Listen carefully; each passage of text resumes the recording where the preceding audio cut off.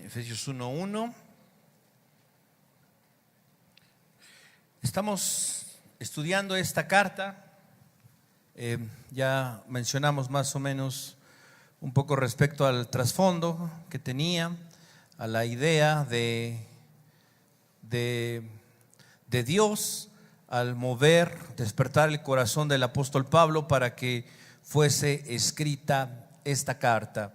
¿Sí? En medio de circunstancias difíciles, de doctrinas, de cosas que estaban afectando a la iglesia, Dios decide que era un buen momento para escribirle a la iglesia y mostrarle la verdad, la realidad, en qué está basada nuestra fe, en la gracia de Dios, en el amor de Dios mostrado para con nosotros, más allá de lo que nosotros somos, de lo que nosotros hacemos, de lo que nosotros podemos lograr por nuestra capacidad, la gracia de Dios manifestándose a favor nuestro para rescatarnos de una muerte eterna.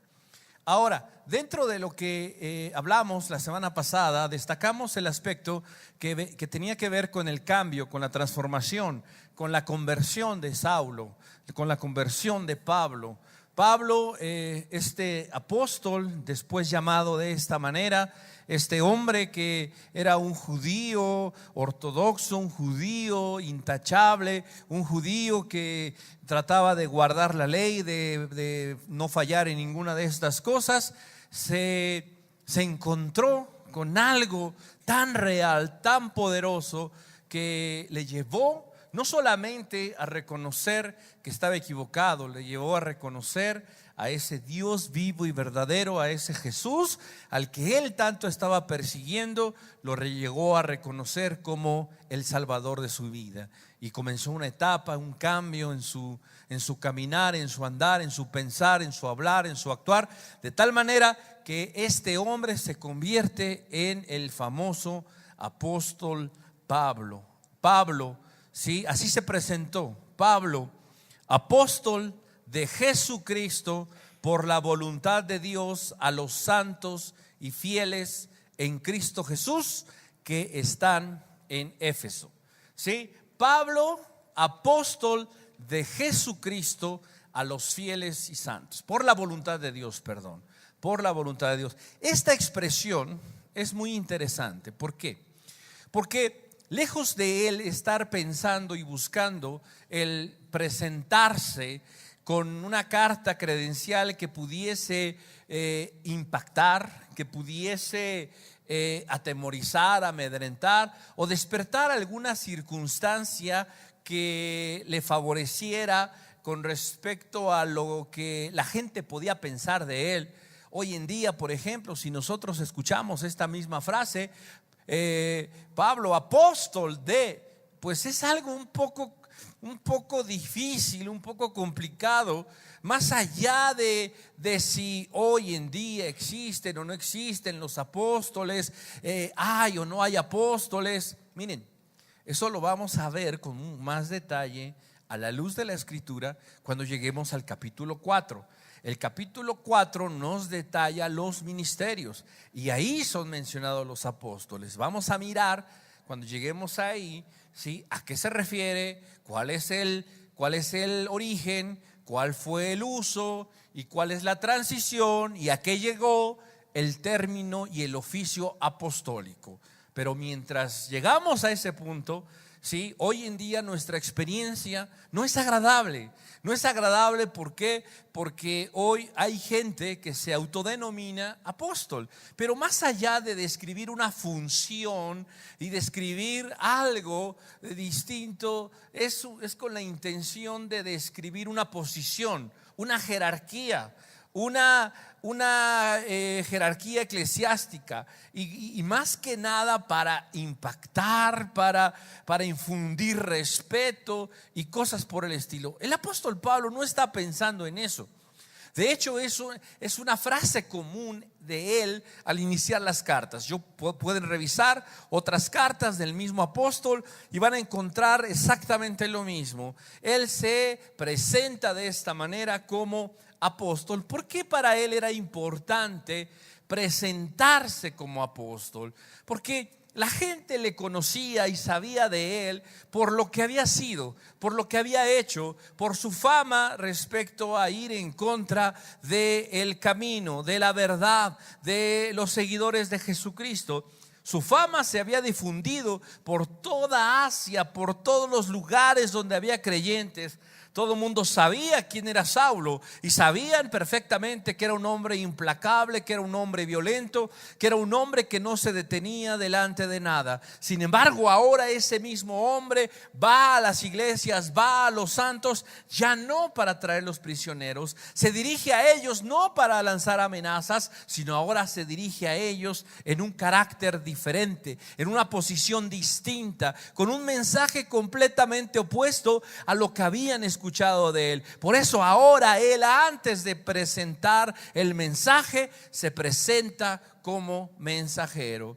Aquí vemos nosotros algo relevante y quisiera que leyéramos este mismo versículo, el versículo 1, en otra versión, una versión que no es de las más recomendables para estudio bíblico, pero hoy nos va a servir mucho, ¿sí? Como para ejemplificar cuál es la idea de la temática de este versículo 1.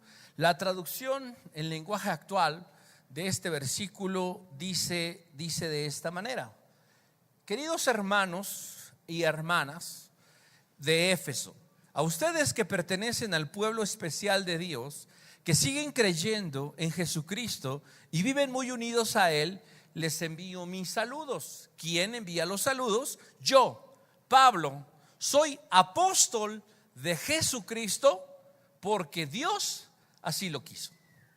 Este término, ¿sí?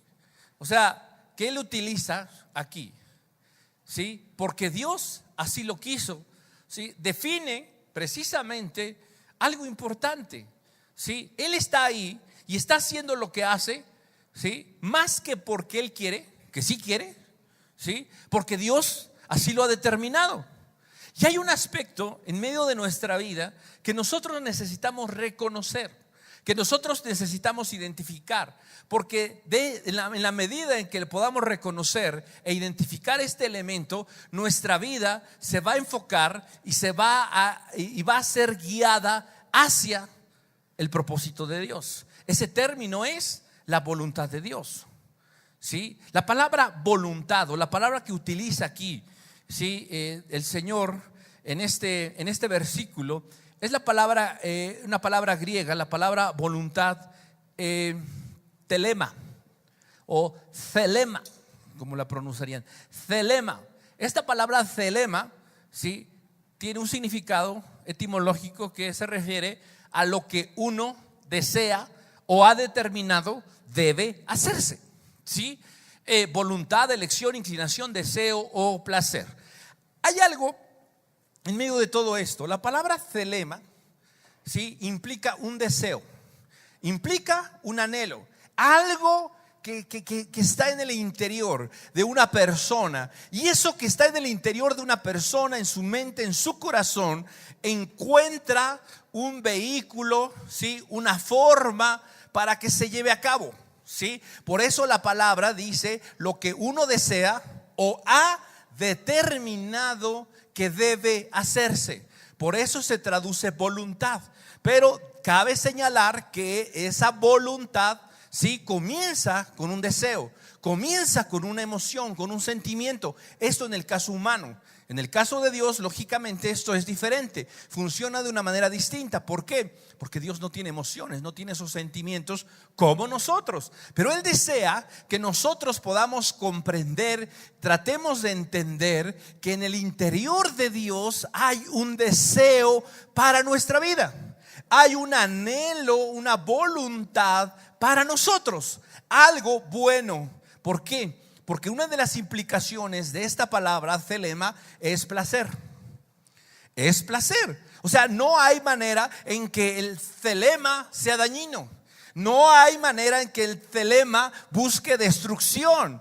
o produzca satisfacción por el mal ajeno, por la destrucción. No, la voluntad de Dios en ese sentido para Él es placentera, produce algo bueno. El deseo, la voluntad, el anhelo de Dios para nosotros es bueno, es perfecto. Dice la Escritura, la voluntad de Dios es buena, es agradable y es perfecta.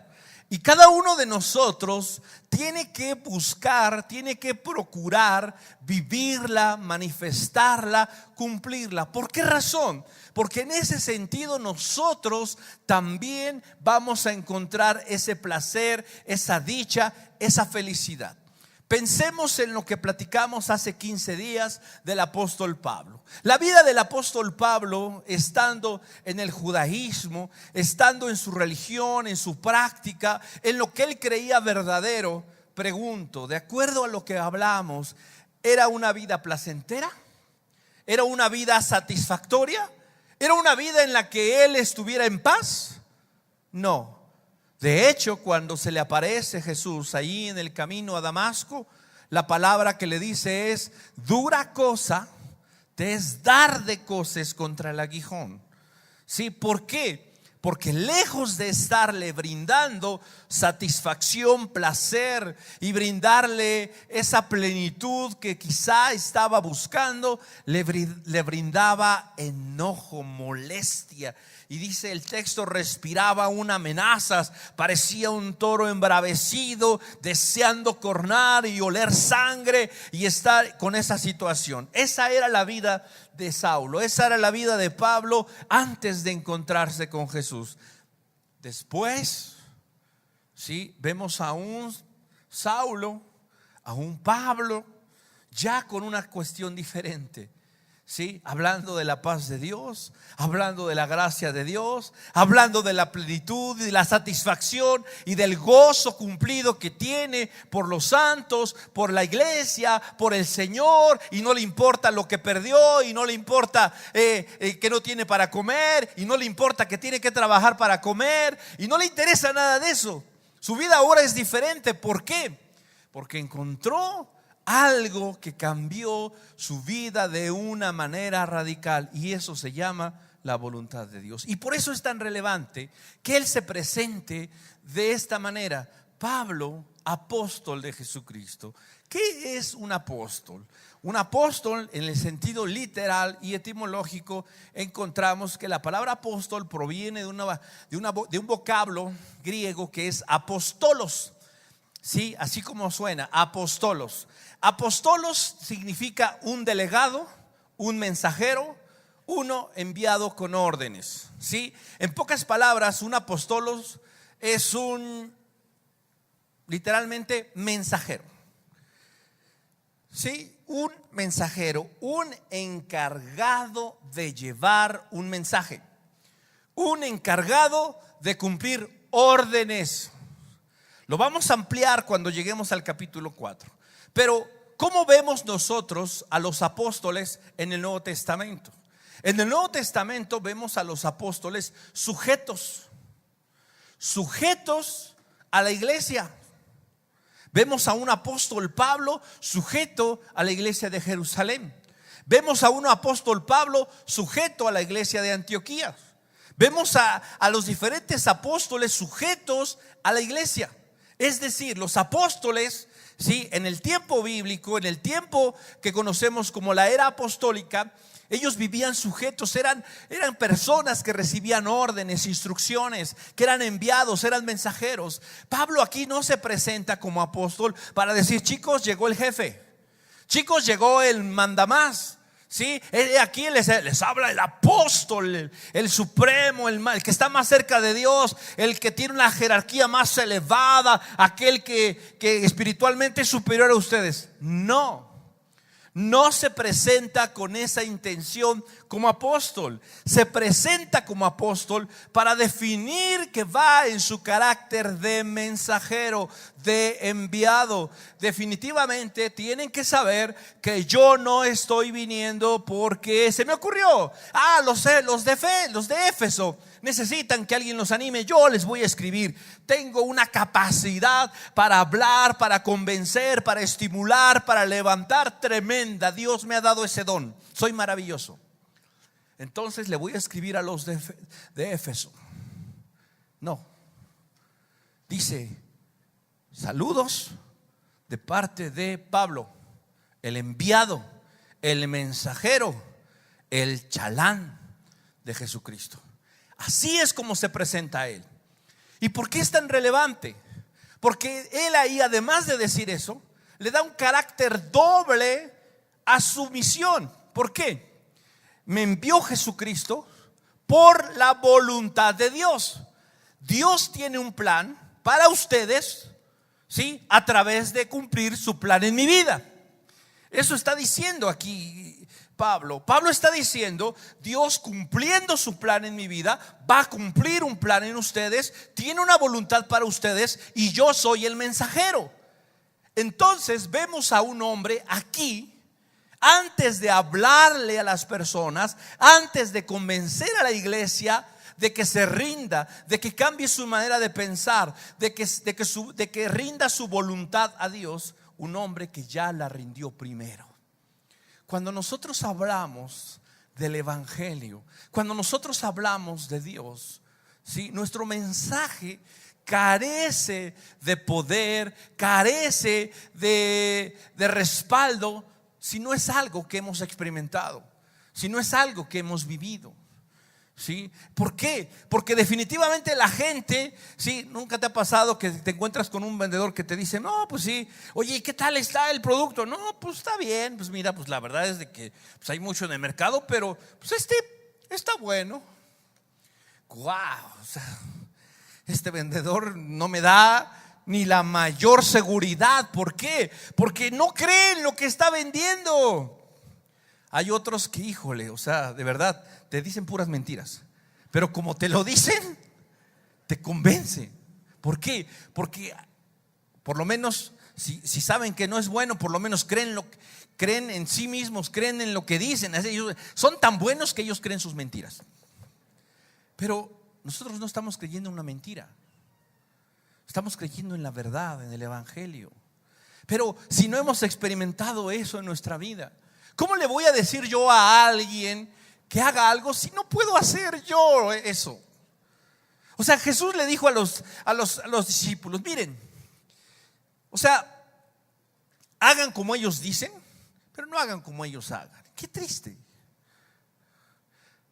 Jesús le dijo a estos religiosos: ustedes le ponen carga a las personas, les dicen qué hacer y cómo hacerlo, y ustedes no son capaces de hacerlo. Esa es la incongruencia de la religión hoy en día. Esa es la incongruencia de gran parte del cristianismo hoy en día. Hablamos de tantas cosas. Hablamos de someternos a la voluntad de Dios. Hablamos de tanto, ¿sí? Y no vivimos mucho de eso, de lo que hablamos. Hoy en día necesitamos nosotros una experiencia real y viva con el evangelio, con la verdad de Dios. Pablo está aquí hablando: yo les vengo a hablar de algo que ya experimenté. Rindan su voluntad a Dios. ¿Por qué? Porque ya la rendí yo. Porque yo ya la rendí. ¿Cuándo la rendiste? Camino a Damasco. Me quedé ciego. Tuvieron que guiarme, tuvieron que enseñarme, tuvieron que enviarme. Tuvo Dios que trabajar en mi vida. Y entonces ahora yo vengo como mensajero. No vengo como el gran Saulo, no vengo como el gran judío digno de reconocimiento. Vengo como un mensajero que no se pertenece a sí mismo, sino que le pertenece a Dios. Vamos a ver qué dice Primera a los Corintios capítulo 6. Primera a los Corintios capítulo 6.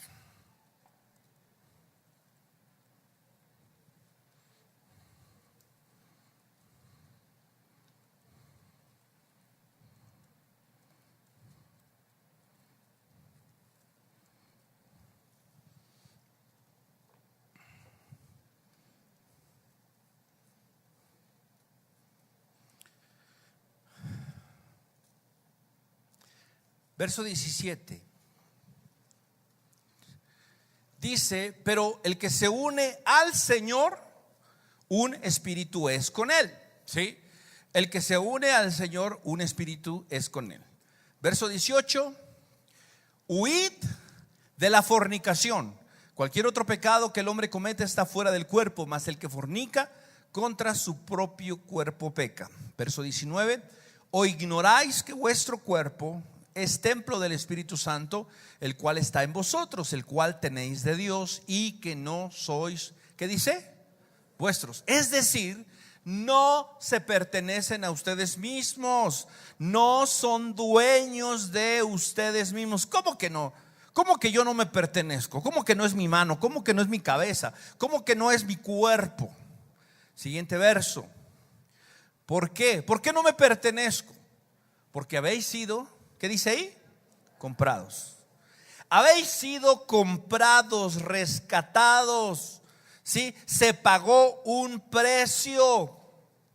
Glorificad a Dios en vuestro cuerpo y en vuestro espíritu, los cuales son de Dios. Es decir, mira, la salvación que el Señor compró, pagó por nosotros, incluye todo lo que nosotros somos. ¿Sí? Espíritu, alma y cuerpo. Salvación integral para cada uno de nosotros a través de Jesucristo. Nuestro espíritu, nuestra alma y nuestro cuerpo. Y el texto dice claramente: no sois vuestros. No puedes hacer lo que tú quieras con tu mente, con tu corazón, ni con tu cuerpo, porque no te pertenece. Le pertenece a Dios. ¿Por qué? Porque Él pagó un precio. Imagínate, tú vas a la agencia de autos, ¿sí? Ahorras, pides un préstamo o haces algo por ahí, un financiamiento, y entonces pagas tu coche. Y sales de tu coche, sales de la agencia contento con tu coche, y ese olor a nuevo, dices: oh Dios, gracias.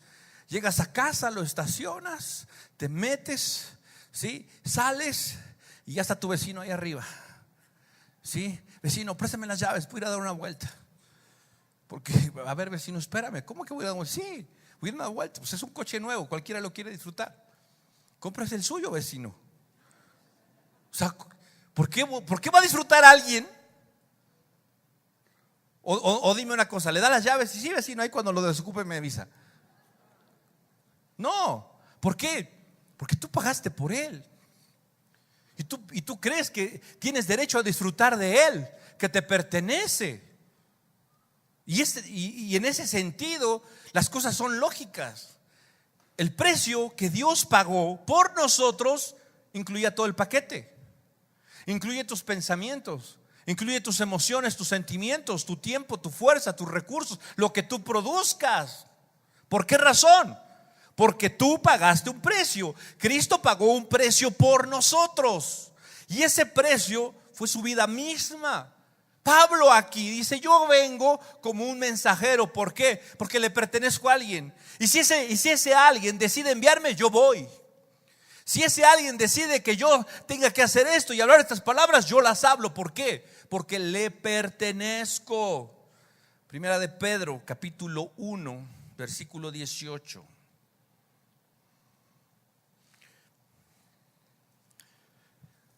Sabiendo, fíjate, sabiendo, conociendo, teniendo claro que fuisteis, nuevamente se utiliza la palabra rescatados, literalmente pagado un precio, de vuestra manera de vivir, la cual recibisteis de vuestros padres, no con cosas corruptibles como oro o plata, sino con la sangre preciosa de Cristo, como de un cordero sin mancha y sin contaminación, ya destinado desde antes de la fundación del mundo, pero manifestado en los postreros tiempos por amor de vosotros, y mediante el cual creéis en Dios, quien le resucitó de los muertos y le ha dado gloria, para que vuestra fe y esperanza sean en Dios. Entonces, dice aquí el texto: sabiendo, teniendo claro, siendo conscientes de que fuimos rescatados, de que se pagó un precio,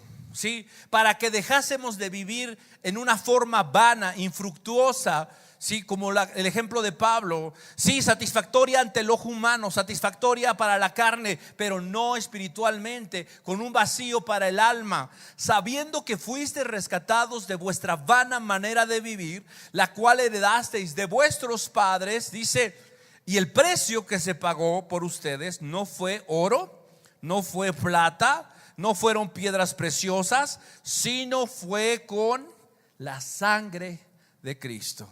Es decir, la sangre de Cristo. Pero mira, no solamente es así, ahí está mi sangre, yo pago por ustedes. Dice: la sangre de Cristo, como de un cordero, sin mancha y sin contaminación. ¿Qué es esto?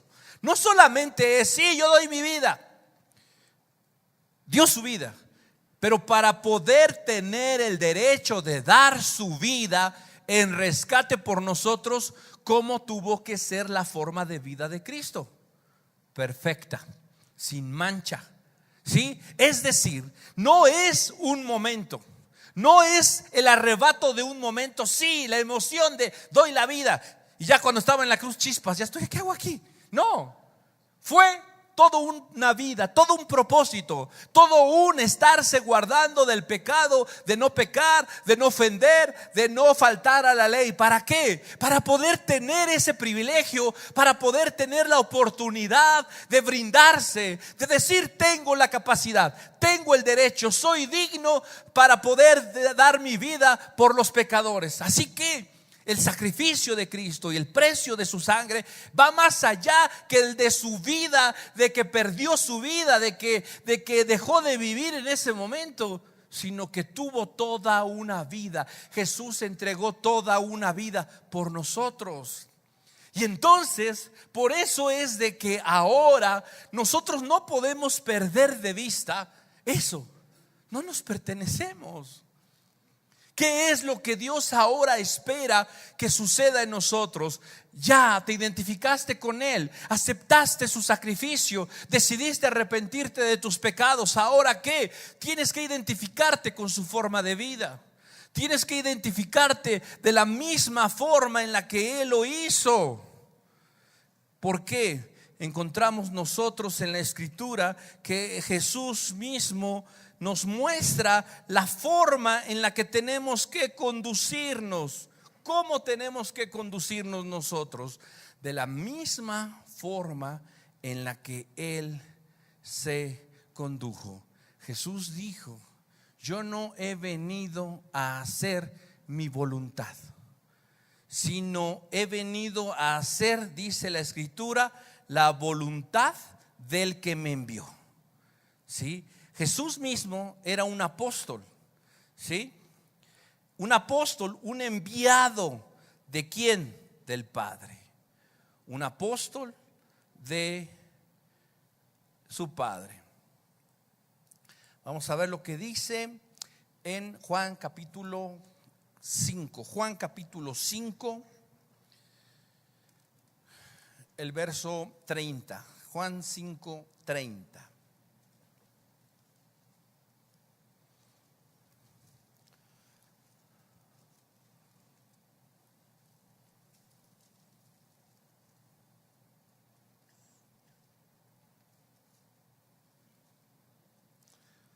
No puedo yo hacer nada por mí mismo. Según oigo, así juzgo, y mi juicio es justo. ¿Por qué? Porque no busco mi voluntad, sino la voluntad del que me envió, la del Padre. El Señor nos puso el ejemplo. ¿Qué voluntad buscaba Jesús? La suya. Si Él hubiese buscado su voluntad, humanamente hablando, te digo una cosa, probablemente no hubiera llegado ni a la mitad del camino. No hubiera llegado a la mitad del camino. Sin embargo, ¿qué se propuso Él? Hacer la voluntad del Padre. Y encontró deleite en eso. Mira, a veces nosotros pensamos que la voluntad de Dios es algo pesado, algo difícil, algo complicado. Y por eso campechaneamos nuestra vida. Pues a ratitos la voluntad de Dios. Y a otros ratitos, bueno, pues también necesito libertad de hacer lo que yo quiero. Y entonces comenzamos a vivir entre hacer la voluntad, entre medio cumplo lo que Dios quiere y también me doy gusto a mí mismo. ¿Sabes? Esa no es la manera, esa no es la forma, no es el resultado que Dios está buscando en nosotros. Pablo entendió esa parte. Y por eso él en todo momento y en todo tiempo trataba de no solamente recordarle a la gente, sino recordarse a sí mismo. Y dice la Biblia: y para que no me exaltase sobremanera a causa de las revelaciones, me fue dado un aguijón. Él mismo tenía que recordar y tener presente que él no era el especial por sí mismo, no era lo que era por sí mismo, sino que había algo, ¿sí?, que había sucedido en su vida y que el responsable de eso era Dios. Dios era el responsable, no Saulo, no él, sino Dios. La escritura nos dice, sí, que el apóstol Pablo decía: yo soy lo que soy, sí, por la gracia de Dios, por el resultado de la obra de Dios en mí. Sabes, tenemos que rendir nuestra voluntad a Él, así como Saulo lo hizo, así como Pablo lo hizo. Él dijo: no soy yo, es Dios en mí y Dios me ha enviado. Yo te pregunto una cosa, ¿sí? ¿Tú crees que Dios te ha enviado? ¿Tú crees que Dios te ha enviado? A todos Dios nos ha enviado. Y nos ha enviado a un mundo hostil. Y nos ha enviado a este mundo con un propósito. No solamente te salvó, ¿sí? No solamente te aseguró un lugar en la eternidad, en el cielo o en la tierra donde vayamos a estar, sino Él decidió que estuvieses aquí en esta tierra para cumplir un propósito, su voluntad. Para cumplir con su voluntad, para que tú puedas encontrar ese deleite en tu vida, en hacer su voluntad. Por eso es tan importante que tú y yo conozcamos la voluntad de Dios, entendamos la voluntad de Dios. La Biblia nos habla mucho acerca de la voluntad de Dios y nos dice que es buena, que es agradable, que hay deleite en ella. En cumplir tus mandamientos se deleita mi alma. Hay dulzura en eso, en seguir tus estatutos, tus decretos, tus mandamientos. Y de repente nos decimos: wow, esos cuates estaban en otro nivel, porque yo no encuentro deleite en eso. ¿Por qué? Porque para empezar, no entiendo yo lo que es la voluntad de Dios. La voluntad de Dios, ya dijimos, es buena, es agradable y perfecta. Pero ¿cuál es la voluntad de Dios para mi vida? Hay una cantidad impresionante de libros que tú puedes encontrar en las librerías cristianas que te dicen cómo conocer la voluntad de Dios, ¿sí? Resumido, ¿sí? Cómo descubrir tus dones y talentos. Wow, yo también necesito uno de esos. Y cómo lograr ser exitoso. Todavía más necesito uno de esos. Y todo lo que pueda ser sencillo y fácil y digerido, todo lo que sepa Gerber, me lo puedo comer sin problemas. Sabes, la voluntad de Dios está plasmada en su palabra. Y ahí es donde a muchos de nosotros nos da flojera. Mejor le voy a preguntar al pastor: oiga, pastor, ¿será la voluntad de Dios que yo acepte este trabajo? ¿Por qué? Diga: mira, para eso estamos. Para eso estamos nosotros, para ayudarles, para apoyarles. ¿Será la voluntad de Dios que vaya yo a esta fiesta? ¿Será la voluntad de Dios que yo asista a una misa? ¿Será la voluntad de Dios que pague mis impuestos? O sea, mira, nos da tanta flojera encontrar la voluntad de Dios por nosotros mismos que se nos hace más fácil preguntarle a alguien más. Solo que el problema es que si ese alguien más no te dice bien, ya perdiste. Ya perdiste. ¿Sí? Ahora, si lo haces para que la responsabilidad sea de alguien más, te equivocaste. Porque Dios al que va a responsabilizar, ¿sabes es a quién? No al pastor. Al pastor por mal consejo, por lo que tú quieras, Dios arreglará el asunto con él. Pero el problema tú y yo lo enfrentamos. Porque resulta que el no hacer la voluntad de Dios tiene una consecuencia. ¿Sí? Pablo decía: necesidad me es impuesta, me ha sido impuesto algo. ¿Sí? Jeremías decía: quería yo no hacerlo, pero no tuve opción. Hay algo que debemos de entender: Dios va a cumplir su voluntad en nuestras vidas, aún a pesar de nosotros. Pero sería mejor que yo la descubriera. ¿Cómo la descubro? Pues abre la Biblia, comienza a leerla. Es que no la entiendo. Pues sí, de primera instancia nadie la entiende, pero léela, investiga, ora, busca dirección de Dios por medio de su Espíritu, asiste a un estudio bíblico, comienza a alimentarte de ella. Yo recuerdo la primera vez que yo abrí la Biblia, ya teniendo una edad más o menos considerable de comprensión. Yo decía: ¿qué dice aquí? ¿Cómo le entienden a esto? Y aparte está en un lenguaje, porque en aquel tiempo leíamos la versión 909. Yo decía: ¿no hay algo que hable un poco como yo hablo? Y no le entendía. Gracias a Dios después cambiamos a la 60 y ya se entiende un poco más. Mira, si tú quieres una Biblia que te hable con un lenguaje más comprensivo, ok, cómprate una de las Biblias modernas que tiene una versión más actual. Si tú quieres, cómprala. Mira, está bien, pero lee la Biblia, por favor. Abre tu Biblia. ¿Quieres conocer la voluntad de Dios? Hebreos 1:1 dice: Dios, habiendo hablado muchas veces y de muchas maneras en otro tiempo a los padres por los profetas. Antes sí, Dios hablaba a través de los profetas. Alguien quería conocer la voz de Dios, la voluntad de Dios, iba con el vidente, iba con el profeta y le preguntaba: ¿qué onda, Dios? ¿Cómo quieres que haga? ¿A dónde voy? Voy, vengo, no hago, si hago, no hago aquello. ¿Por qué? Porque no había Biblia. Hoy dice el texto: en estos días nos ha hablado. ¿Por quién? Por el Hijo, por el Verbo. Ese Verbo encarnado no es otra cosa sino la palabra hecha carne. Y este es Jesucristo, a quien constituyó heredero de todo y por quien asimismo hizo el universo. Hoy nos habla a través del Hijo, a través del Verbo encarnado, a través de Jesucristo, a través de su palabra. ¿Quieres escuchar a Dios? No te metas en un éxtasis, métete en la palabra de Dios. ¿Quieres conocer su voluntad? Abre la Biblia. ¿Y cuál es la voluntad de Dios? Mira, la voluntad de Dios, ¿sí?, no es otra cosa sino lo que Dios ha determinado para que se cumpla su propósito. Eso es la voluntad de Dios. Y el problema es que a muchos de nosotros no nos gusta la voluntad de Dios, porque se contrapone con la nuestra, con la mía. ¿Por qué odiaba literalmente Pablo a los cristianos? Porque se contraponía a lo que él pensaba, a lo que él era. Porque era completamente contrario a lo que él vivía. Su experiencia religiosa no le daba paz.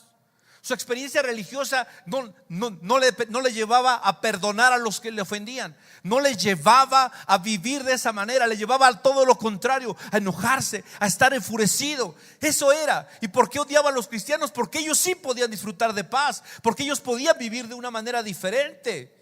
¿Sí? ¿Por qué la voluntad de Dios? ¿Por qué nos resistimos tanto a la voluntad de Dios? Porque es opuesta a lo que yo quiero, porque es opuesta a lo que a mí me gusta, a lo que yo necesito. Ese es el problema.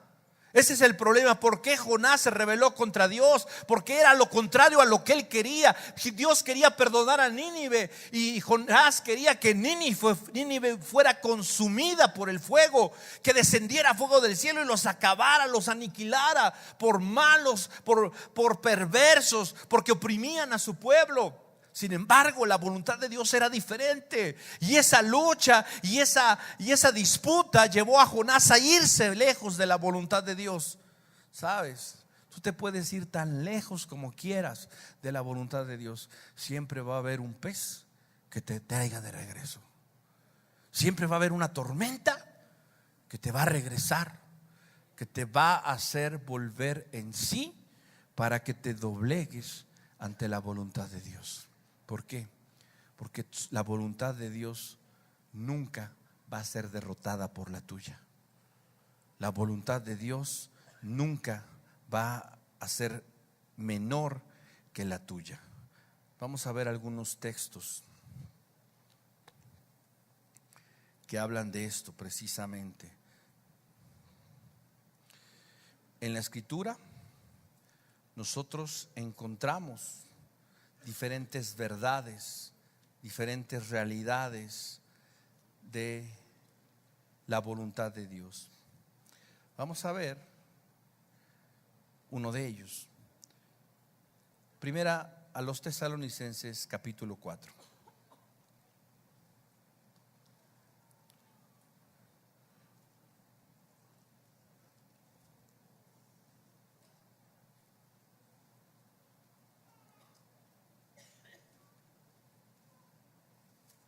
Verso 1.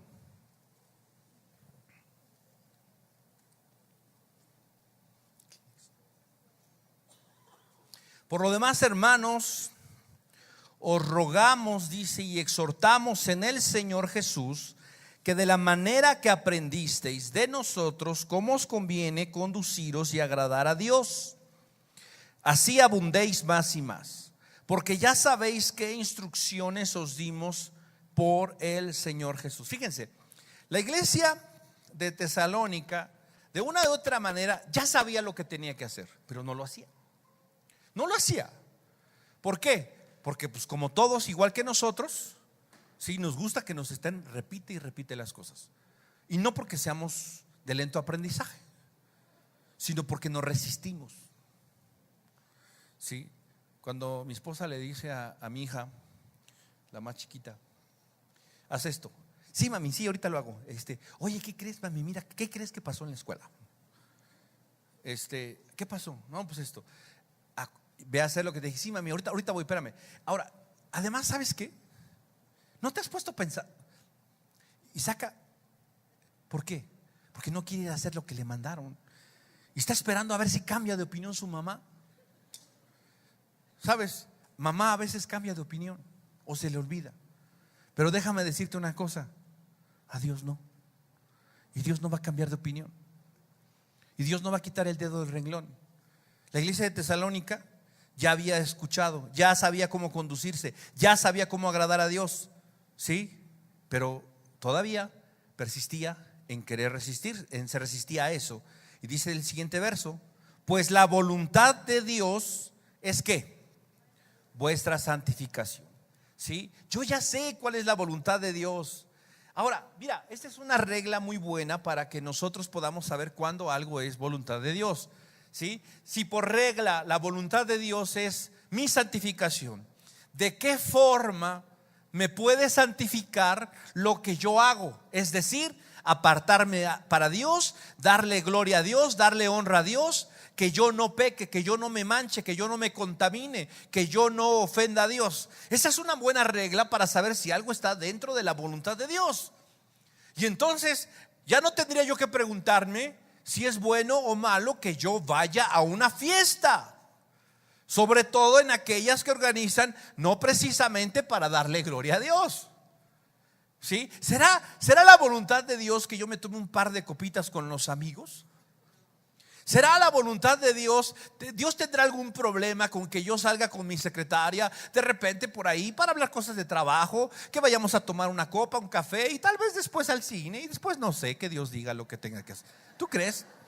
Por favor, ¿a quién queremos engañar? La voluntad de Dios es nuestra santificación. ¿Y cuál es? Que os apartéis de fornicación, que cada uno de vosotros sepa tener su propia esposa en santidad y honor. ¿Sí? Ninguno agravie ni engañe en nada a su hermano. ¿Será la voluntad de Dios que yo me gane un dinerito extra? ¿Sí? No reportando a mi jefe algo. No, ¿cómo va a ser de Dios eso? Entiende, la voluntad de Dios es mi santificación. Es que tal vez es de Dios y Dios pensó en eso para... No me vengas con eso. Dios no va a hacer esas cosas. Dios no va a asaltar un banco para darte. Dios no va a hacer eso. Dios no va a hacer eso. Así que seamos nosotros cuidadosos de esa parte, de no pensar que podemos jugar con nuestra santificación y estar cumpliendo con la voluntad de Dios. Primera de Pedro 2:15. Primera de Pedro 2:15. Porque esta es la voluntad de Dios, que haciendo bien hagáis callar la ignorancia de los hombres insensatos. ¿Sí? Hay gente insensata, sin sentido, sin coherencia, ¿sí? Que habla, que dice, que afirma y todo esto. Y tú te enojas y tú dices: yo le voy a demostrar, yo le voy a callar la boca, yo soy el justiciero, el vengador justiciero. ¿Sabes qué? Tú no eres nadie. Tú haz la voluntad de Dios. ¿Cómo? Callándole la boca a esos. No, dice haciendo el bien. Haciendo el bien, haciendo lo correcto, haciendo todo lo justo. De esa manera, ¿sabes qué? El insensato tarde o temprano se va a dar cuenta de su insensatez.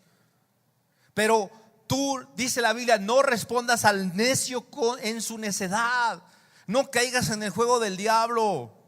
No caigas en el juego del diablo. La voluntad de Dios es que nosotros nos conduzcamos haciendo bien, lo correcto. Si el mundo cae en un frenesí de locura, haciendo lo que es insensato, lo que desagrada a Dios, seamos nosotros coherentes. Y dice el texto: hagamos la voluntad de Dios. ¿Cuál es la voluntad de Dios? Según lo que dice el texto, es hacer el bien. Primera a los Tesalonicenses, capítulo 5, nuevamente, pero vamos a leer a partir del verso 14. También nos rogamos, hermanos, que amonestéis a todos los ociosos. Me gusta cuando dicen ahí: dile a tu compañero, te hablan. Aquí sí queda, perdóneme, pero aquí sí queda. Que alentéis a los de poco ánimo, que sostengáis a los débiles, que seáis pacientes para con todos. Mirad que ninguno pague a otro mal por mal.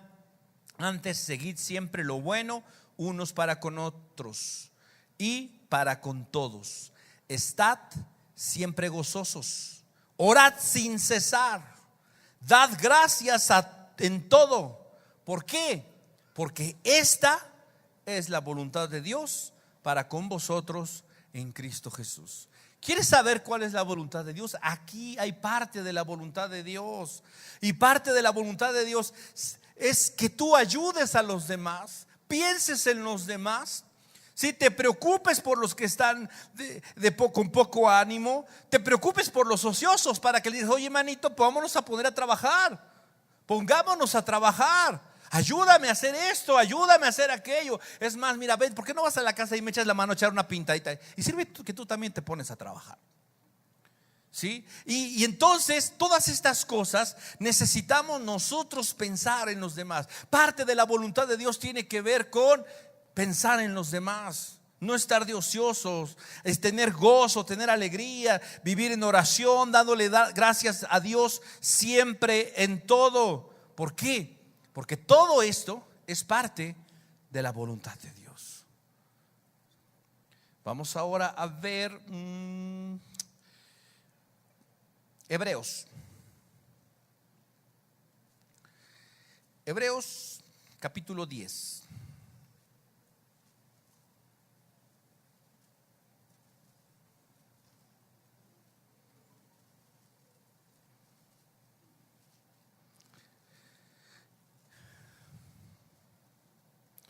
Verso 35. No perdáis pues vuestra confianza, que tiene grande galardón. ¿Sí? Fíjate, tu confianza tiene grande galardón. La Biblia dice que sin fe es imposible agradar a Dios. ¿Sí? Debemos que saber que los que le buscan tienen que creer que le hay, ¿sí? Y que es galardonador de los que le buscan. Sin fe es imposible agradar a Dios. La fe, la confianza en Él tiene galardón.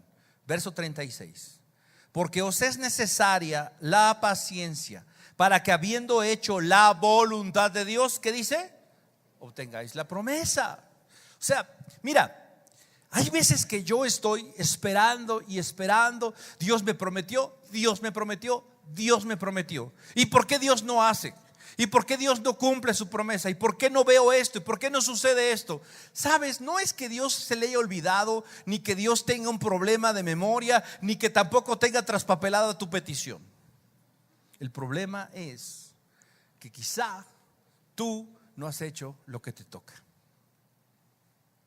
Habiendo hecho la voluntad de Dios, ¿sí? El resultado es, obtienes la promesa. Sabes, tú puedes decir, eso no es gracia. Ah, no, no es gracia. No es gracia, porque depende de lo que yo hago. Mira, es gracia desde el momento. Dime una cosa, no sé a cuántos les gustan los chocolates. Creo que la mayoría, ¿no? Imagínate una chocolatería de esas bonitas, en donde ponen todos los chocolates así, y los ves así deliciosos, así brillantes, así, y están los amargos y así, no, de esos chocolates belgas que tú dices, Padre Santo. ¿Sí? Hay diferencia que tú estés afuera de la tienda y adentro toda. ¿Por qué? Porque afuera, mira, solo los ves. Si está cerrada la puerta, no hay manera. ¿Sí? Y por más que tú le prometas a tu hijo, te voy a comprar un chocolate, te voy a dar un chocolate, el niño dice, está cerrada la tienda, ¿cómo me lo vas a dar? No se puede, no hay manera. ¿Sí? Pero si tú estás adentro, es completamente diferente. Y sabes, nosotros estamos adentro por la gracia de Dios. Ahora tenemos que seguir las reglas, la voluntad de Dios, para poder obtener el premio, la recompensa, el galardón. Pero sigue siendo por gracia. Sigue siendo por gracia. Porque si no fuera por gracia, estarías afuera y solo viendo. Estás adentro. ¿Por qué? Porque Él te ha metido por medio de su sacrificio. Y entonces dice, es necesaria la paciencia, que no te des por vencido, que te esfuerces por cumplir la voluntad de Dios. ¿Por qué? Porque después de que tú haces la voluntad de Dios, obtienes la promesa. Y entonces aquí es donde yo necesito esforzarme en la gracia de Dios, no en mis medios, no en mis fuerzas, sino en la gracia de Dios. Y puedo estar seguro que Dios va a ser fiel para cumplir su promesa, para bendecirme, para llenar mi vida de su bendición, de su paz, de su gozo y de todo lo que Él tiene para nosotros. Así que seamos nosotros pacientes, pero esforcémonos y cumplamos la voluntad de Dios. ¿Para qué? Para que llegado el momento podamos recibir la promesa.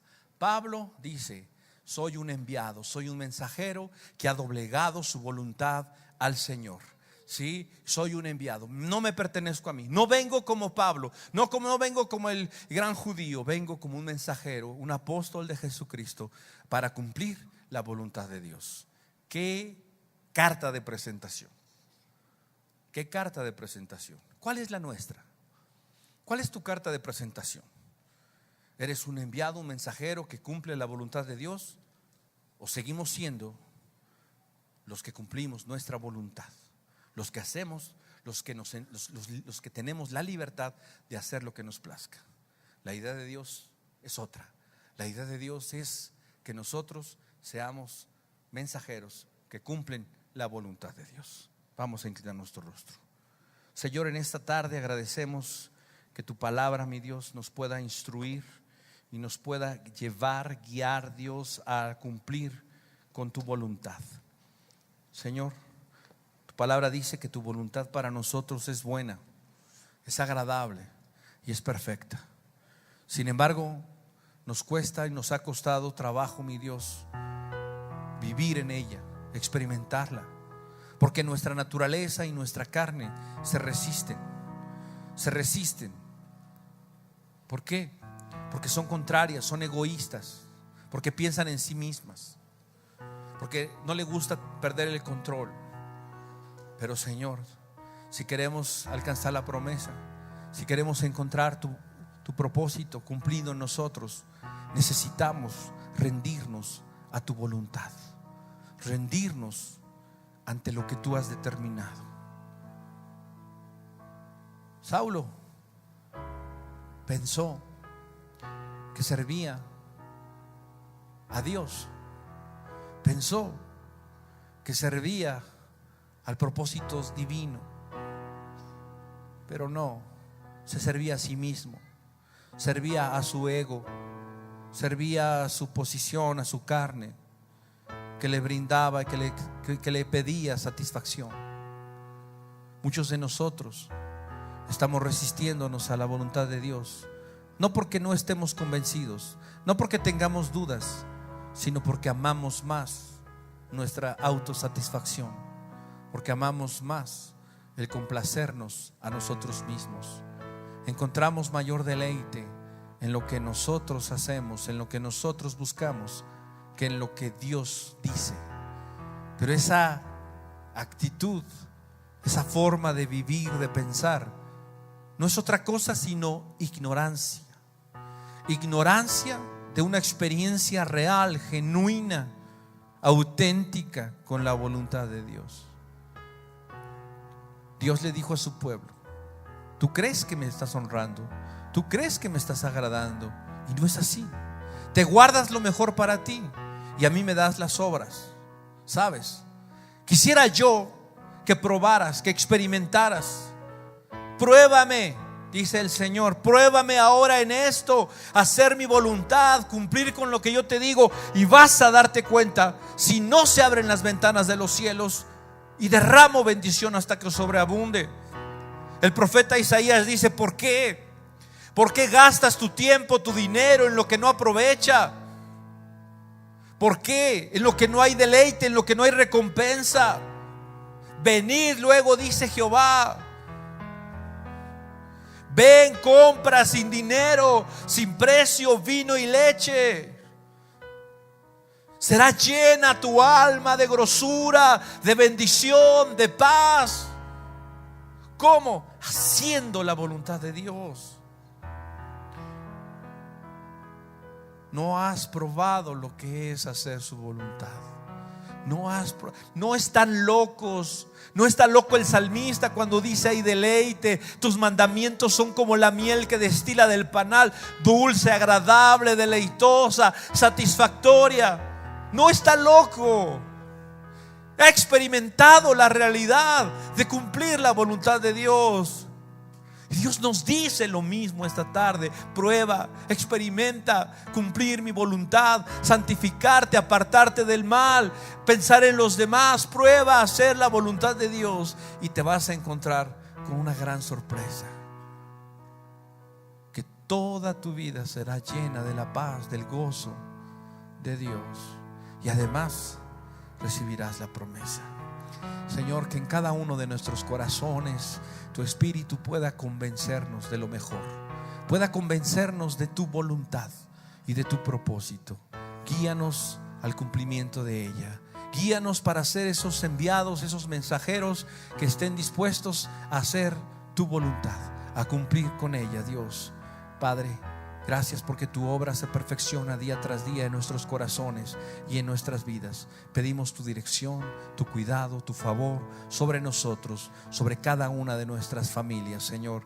Y te pedimos que tú sigas obrando en nosotros. En esta hora, Dios, oramos y pedimos por aquellas personas, Dios, que vienen por primera vez o que por primera vez en su corazón pueden sentir un llamado de Dios. Ten misericordia, Dios, en esta tarde, y que tu Espíritu convenza a los que tenga que convencer, Padre, para que rindan su vida y su corazón a ti.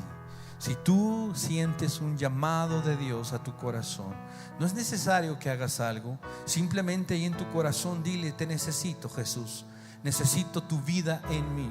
Sé que mi pecado me separa de ti, Por eso hoy me arrepiento de él, hoy le doy la espalda, hoy te pido que me ayudes a vivir de acuerdo a tu voluntad. Hoy creo que tú en la cruz pagaste por mis pecados. Hoy te digo, Jesús, quiero que seas mi Señor, quiero que seas mi Salvador y que tomes el control de mi vida a partir de este momento. Te lo pido en el nombre de Jesús. Señor, en el nombre de Jesús, afirma tu palabra en cada corazón y que tu propósito para nosotros se cumpla y se establezca de acuerdo a lo que tú has determinado.